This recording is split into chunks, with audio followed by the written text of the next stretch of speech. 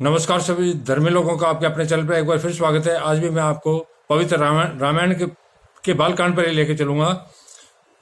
आदि कवि श्री वाल्मीकि जी राम नाम के प्रताप को जानते हैं, अर्थात आदि कवि श्री वाल्मीकि जी राम नाम के प्रताप को जानते हैं, जो उल्टा नाम मरा मरा जप कर पवित्र हो गया। अर्थात वाल्मीकि जो थे उन्होंने राम का नाम मरा मरा से जपा था और इससे वो उल्टा नाम जप के भी वो पवित्र हो गए। तो हम तो सीधा नाम जपने का है, तो हम तो पता नहीं कहां के कहां जाएंगे, जप कर पवित्र हो गए।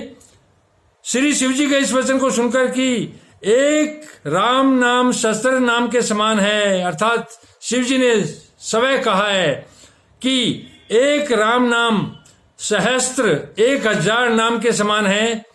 पार्वती जी सदा अपने पति श्री शिव जी के साथ राम नाम का जप करती रहती है, अर्थात पार्वती जी भी अपने पति शिव के साथ राम नाम का जप करती रहती है।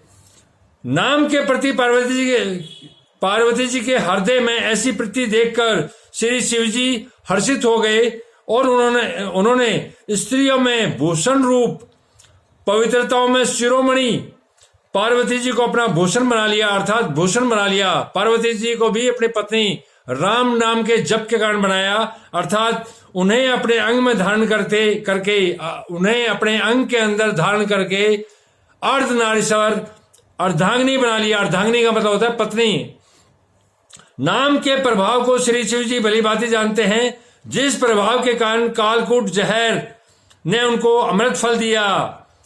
नाम के प्रभाव, राम नाम के जप के प्रभाव को श्री शिव जी भली भांति जानते हैं, जिस प्रभाव के कारण कालकूट जहर ने जो उनके गले में धारण किया जहर, उनको अमृत फल दिया। उस जहर ने भी, कालकूट ने भी उनको अमृत फल दिया।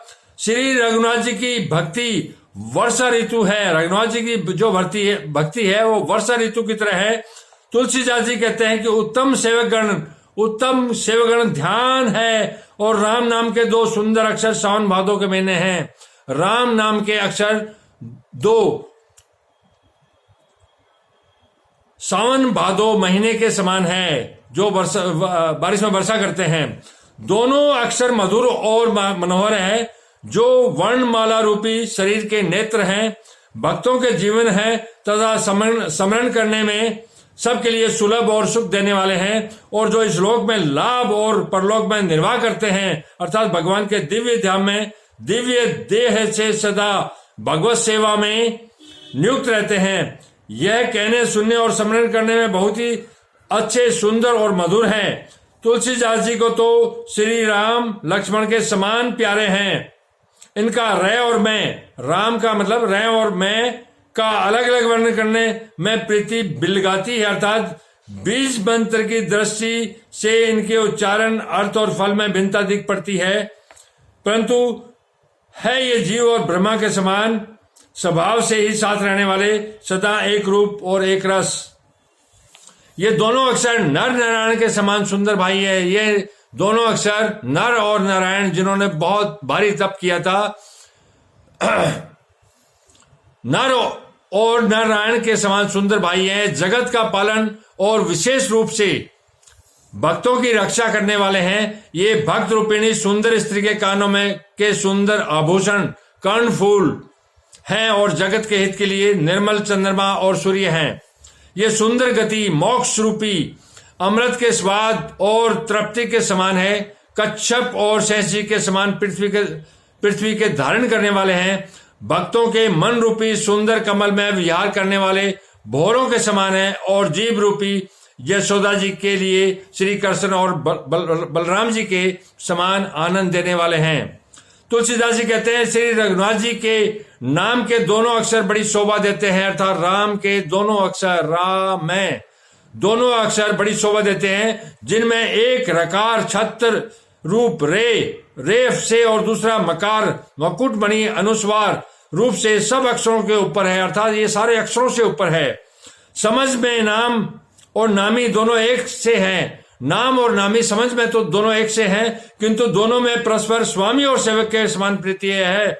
अर्थात नाम और नामी में पूर्ण एकता होने पर ही जैसे स्वामी के पीछे सेवक चलता है, उसी प्रकार नाम के पीछे नामी चलते हैं। अर्थात राम नाम के पीछे पूरा संसार चलता है। प्रभु श्री राम जी अपने राम नाम का ही अनुगमन करते हैं, नाम लेते ही वहां आ जाते हैं। नाम और रूप दोनों ईश्वर की उपाधि है।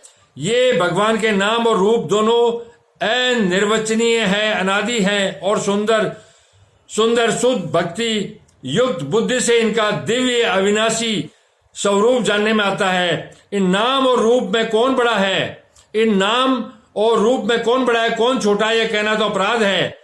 इनके गुणों का तारतम्य कमी बेसी सुनकर साधु पुरुष स्वयं ही समझ लेंगे। रूप नाम के अधीन देखे जाते हैं। नाम के बिना रूप का ज्ञान नहीं हो सकता, नाम के बिना रूप का ज्ञान हो भी नहीं सकता। इसी तरह का एक शास्त्रों में आया शब्द ब्रह्म ओमकार, ये राम का ही रूप है।